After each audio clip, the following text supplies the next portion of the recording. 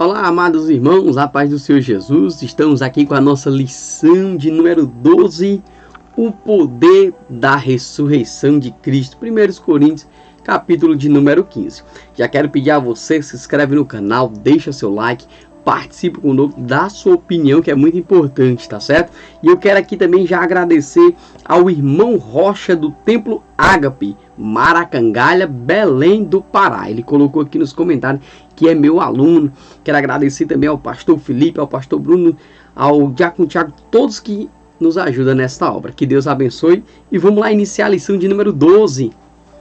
Lição 12, o poder da ressurreição de Cristo, leitura bíblica para estudo. 1 Coríntios 15, do 35 ao 58. E essa é a revista que nós tomamos por base da nossa aula. Textuário e verdade prática. Se a nossa esperança em Cristo se limita apenas a esta vida, somos os mais infelizes de todos os homens. Ou seja, se nós esperamos só nos bens materiais, só nesta vida, e não desejamos um céu de glória, nós somos aí os mais infelizes, tá certo? Verdade prática. A ressurreição é o alicerce da fé cristã e a vitória sobre o pecado e a morte sobre ela, a fé não se mantém. Pessoal, olha só uma coisa interessante. Se Cristo não morresse, a porta da salvação, a porta da graça não estaria aberta para nós, tá certo?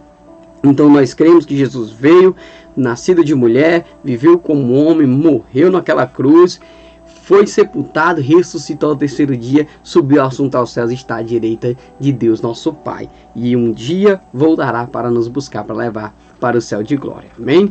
Louvado seja Deus. Nossa introdução. Alguns cristãos de Corinto resistiam à doutrina da ressurreição. Não acreditavam que haveria ressurreição do corpo. Mas Paulo é enfático ao dizer que assim como Cristo ressuscitou, também os que creem nele ressuscitarão. Se não tivesse essa certeza, seria a nossa crença, será que não teríamos o quê? Uma mensagem a anunciar e continuaríamos sem perdão. Se nós não acreditarmos que Jesus voltaria para buscar a sua igreja, os que morreram ressuscitaram, nós ficaríamos aí sem essa mensagem, não teria sentido. A nossa esperança é a vinda do Senhor Jesus. Porque um Deus morto não salva ninguém.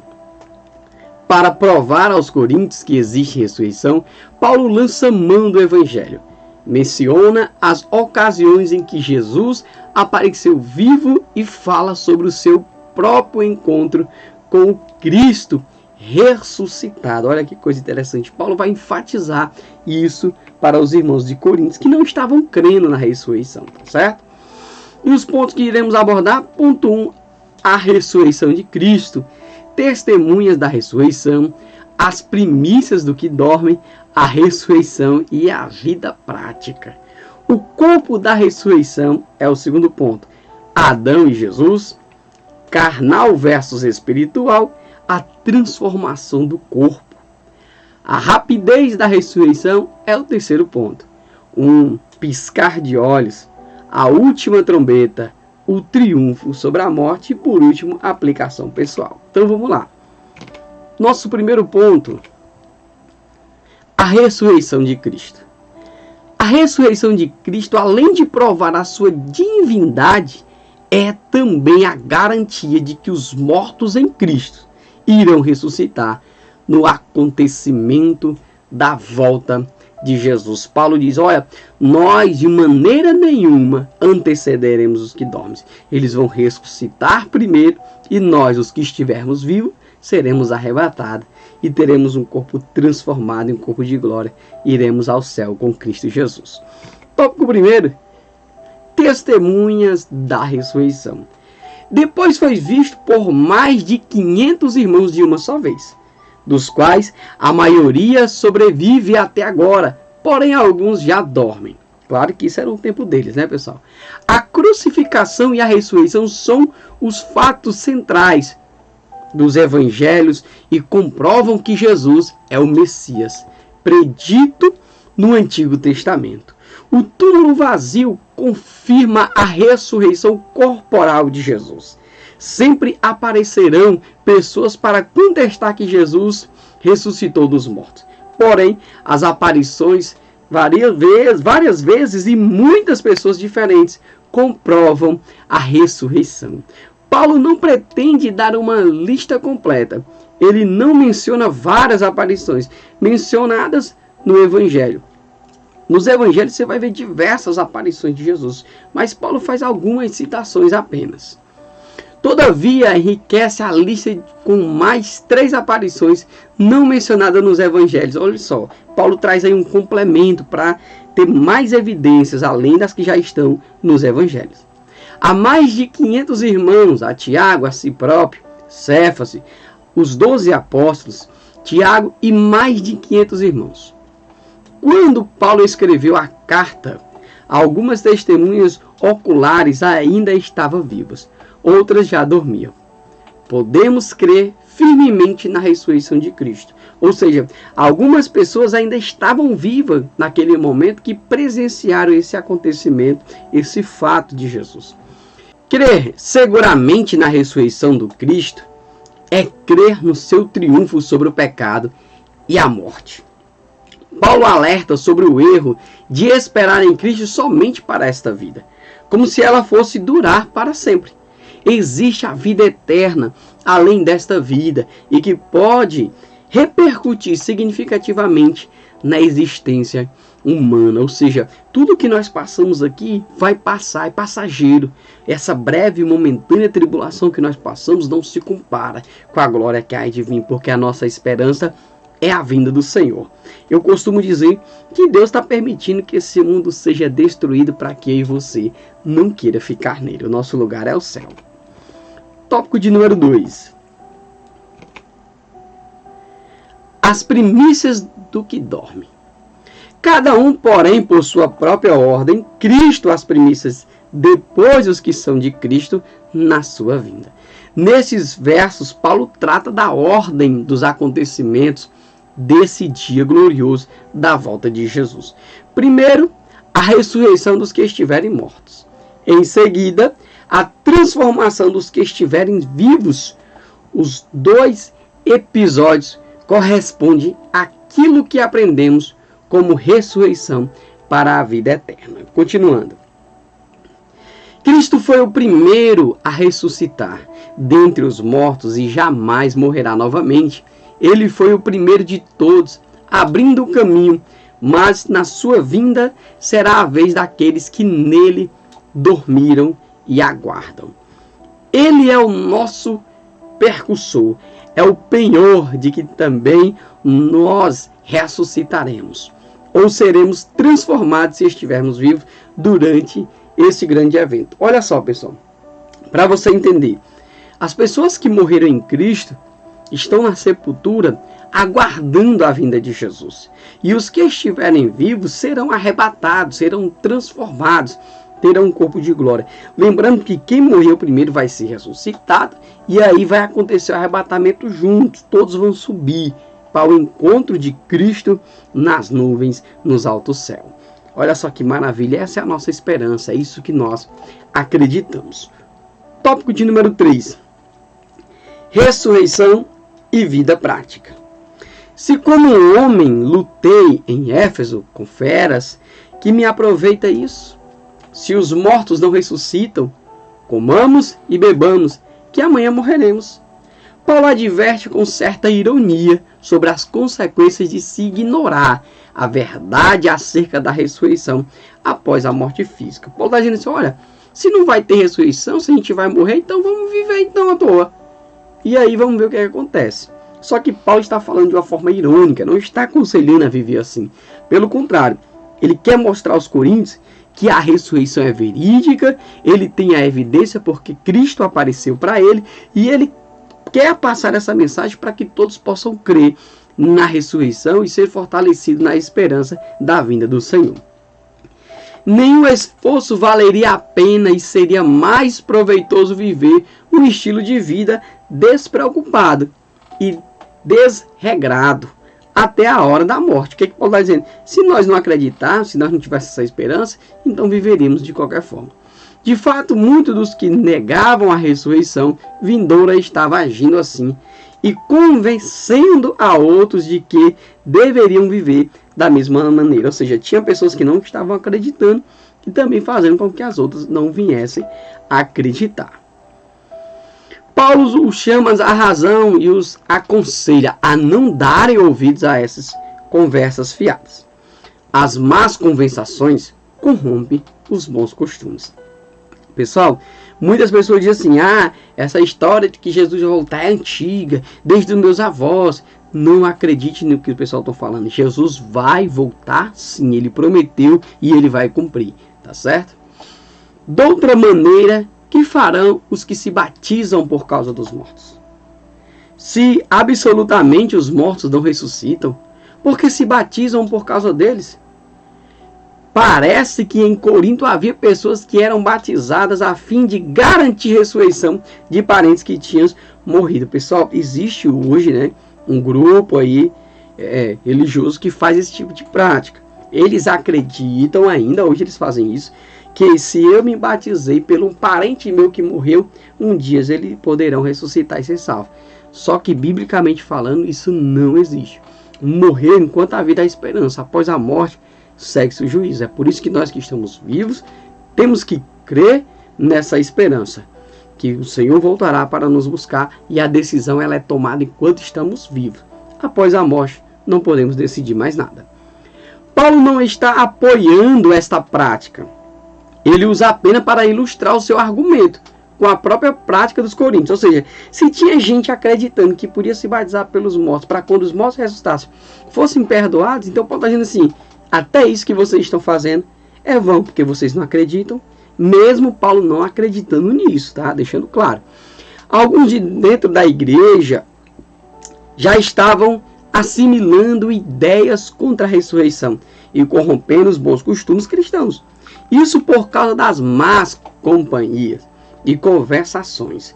Vale muito aquele ditado popular, diz-me com quem tu anda e direis quem tu és. Pessoal, é o seguinte, se a pessoa está querendo ser contrário ao que está escrito na palavra de Deus, você tem que abrir mão dessa pessoa no sentido dessa conversa. Não acredite no que as pessoas estão dizendo que não está dentro das escrituras. Era isso que Paulo estava dizendo.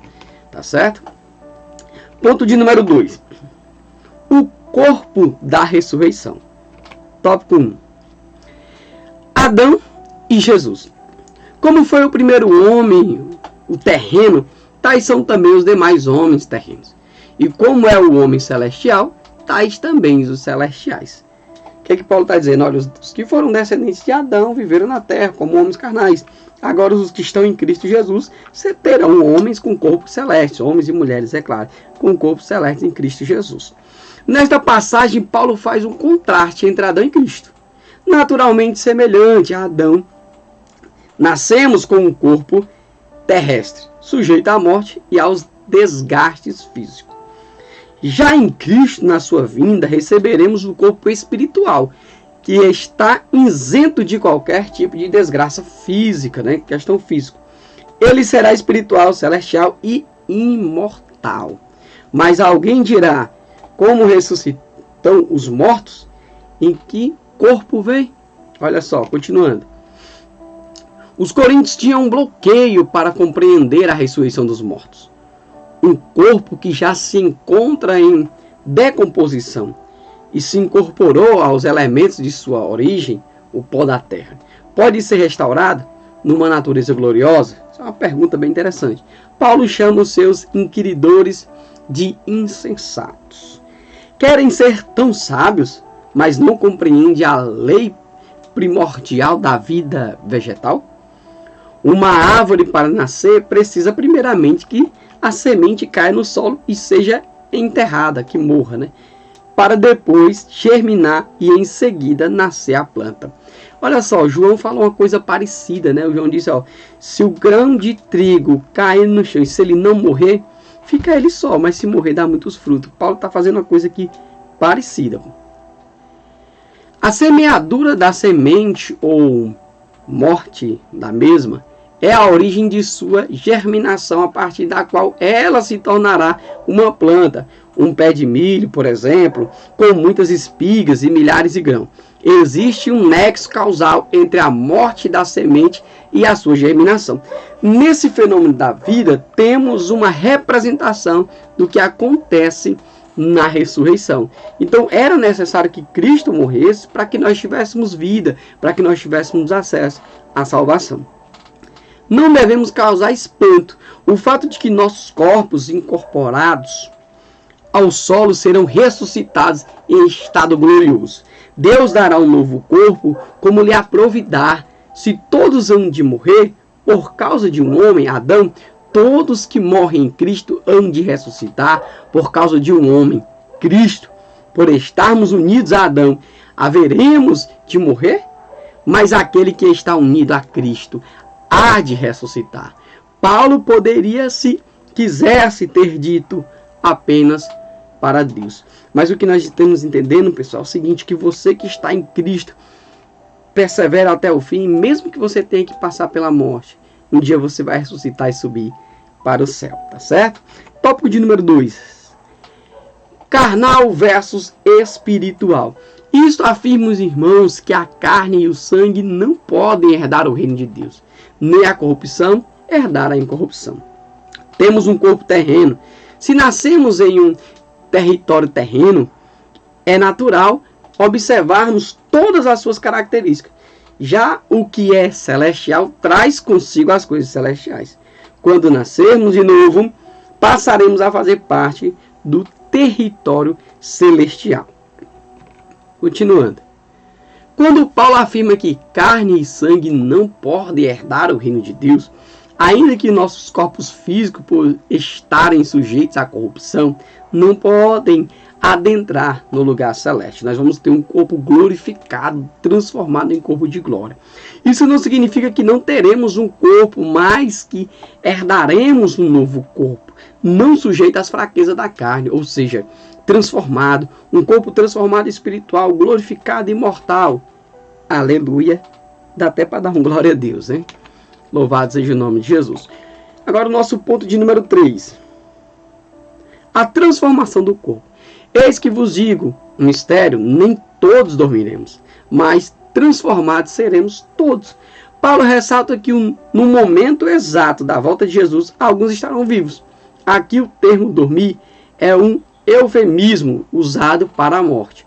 Tem um versículo que diz, muitos aqui estão, não provarão da morte até que veja o Filho do Homem vir. Ou seja, algumas pessoas estarão vivas, porque elas serão arrebatadas, e os que morrerem serão ressuscitados.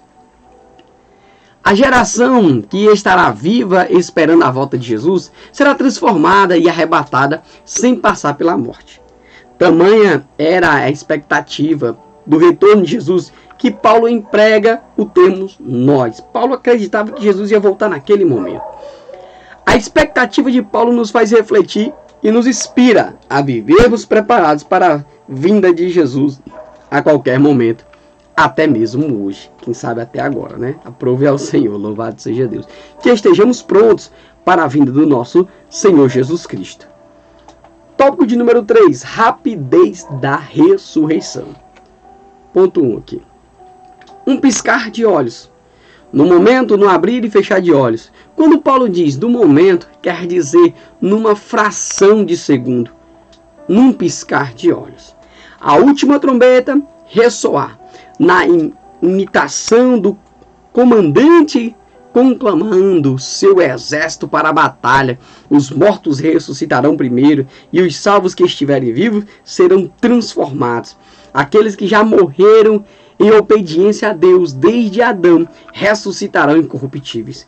Quando este corpo assim tornar-se espiritual, o corruptível se revestir da incorruptibilidade e o que é mortal se revestir da imortalidade. Nossa, que negócio glorioso!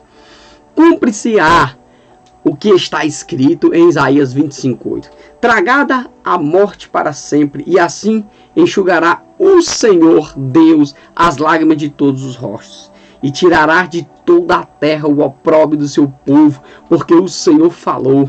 Ou seja, a morte foi totalmente vencida, abolida para sempre. No versículo 55, Paulo cita Oséias 13:14. Onde está, ó morte, a tua vitória? A morte foi aniquilada, não existirá mais. Paulo pergunta onde está o aguilhão, a vara longa com ponta de ferro afiada usada para tanger animais da morte. O aguilhão da morte é o pecado, que está cheio de veneno infernal. Ele foi também destruído ao vencer o pecado. Jesus anulou o que dava poder à morte e ao diabo, ou seja, ele não tem mais poder sobre nossas vidas, porque nós estamos debaixo da mão de Cristo, lavados e remidos pelo sangue do Cordeiro. Louvado seja Deus. A nossa alma foi comprada por Cristo pelo alto preço. A última trombeta. Ao ressoar da última trombeta, no Antigo Testamento a trombeta tinha vários usos. Vamos citar aqui 4. 1. Como um instrumento litúrgico para convocar Israel ao encontro do Senhor. Segunda forma que era utilizada, para adorá-lo na festa das trombetas. 3. Anunciar o descanso do ano do jubileu. 4. Também era usada para convocar os soldados para a batalha. Essa última trombeta mencionada por Paulo será tocada em breve e levará todo o crente fiel a Jerusalém celestial. Nossa esperança é a vinda do Senhor Jesus. O triunfo sobre a morte. Portanto, meus amados irmãos, sede firmes, inabaláveis e sempre abundantes na obra do Senhor, sabendo que no Senhor o vosso trabalho não é vão. Tudo que você faz para o Senhor, nada é em vão. Deus está contemplando tudo. Tudo Deus está vendo, está contemplando. Não importa se o pastor não está vendo, se os irmãos não estão vendo, se os líderes estão vendo. Continua fazendo a obra do Senhor e ao seu tempo Deus te recompensará. Diante do falso ensino e tantas tentações diferentes, a esperança da ressurreição deve incentivar os coríntios a perseverar em sua fé. Paulo sente-se plenamente recompensado em expor aos coríntios a doutrina da ressurreição. O apóstolo Paulo termina o seu argumento fazendo uma gloriosa declaração de gratidão a Deus, que nos dá a vitória por intermédio de nosso Senhor Jesus Cristo. E uma exortação de encorajamento aos irmãos. Ou seja, Paulo estava motivando, olha, isso que vocês estão passando, essas lutas, essas dificuldades, tudo isso vai passar. Porque lá no céu vai ser diferente. Nossa esperança é a vinda do Senhor. Como diz o hino, não haverá morte, choro, tristeza nem dor. Nunca mais isso vai ter, porque nós estaremos lá no céu de glória com Cristo. Portanto, meus amados irmãos, seres firmes, inabaláveis e sempre abundantes na obra do Senhor, sabendo que no Senhor o vosso trabalho não é vão. A razão dessa exortação é encorajamento, o que está reservado para todos nós. A vida eterna e galardão celestial para os que servem a Deus de modo inabalável e participam abundantemente da sua obra. Naquele dia, teremos recompensa completa. Pessoal, não se esqueça. Tem gente que diz, morreu, acabou. Não. Quando você morrer, escuta o que eu estou dizendo. 2 coisas você vai levar para se apresentar diante do Senhor. Suas obras boas e as obras más. Tudo que nós fazemos aqui na terra, um dia prestaremos conta com o Senhor. Então, não cesse de fazer o bem. Nunca deixemos de cultivar a santificação para manter essa esperança e anseio por esse dia glorioso. Quando na extensão máxima da expressão, a morte será tragada para sempre, e milhões de vozes, após o longo silêncio do túmulo, brandarão de uma vez por todas a canção triunfante. Onde está, ó morte, a tua vitória? Onde está, ó morte, o teu aguilhão? Glória a Deus, Maranata, ora vem, Senhor Jesus. Nós estamos aguardando a tua vinda, Senhor. Estamos ansiosos por esse momento, por esse dia. Aplicação, pessoal.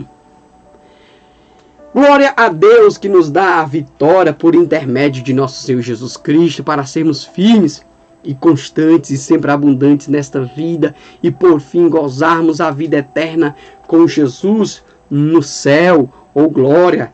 Esperamos a vinda do Senhor. Bendito seja Deus. Meus agradecimentos, agradeço a Deus por essa oportunidade, agradeço a você que é inscrito, a você que é inscrita, a minha esposa Gabi Menê, aos familiares, aos amigos, a PEC que nos proporciona essa oportunidade de ter essa revista maravilhosa, e é o YouTube que nos dá essa oportunidade de levar o Evangelho através desse meio de comunicação até a sua casa. Peço a você que não é inscrito, se inscreve no canal, deixa seu like, nos dá essa força, compartilha, nos ajuda aí, pessoal, a chegar aos 1000 inscritos, a passar dos 1000 inscritos. Coloca aí o que tem de opção de melhoria para que nós possamos trazer aulas melhores. Tem outras revistas que você quer que a gente comente? Coloca aí no comentário, a gente vai em busca delas e vamos trazer as aulas aqui para você. Que Deus em Cristo Jesus abençoe, vos guarde e até a nossa próxima aula.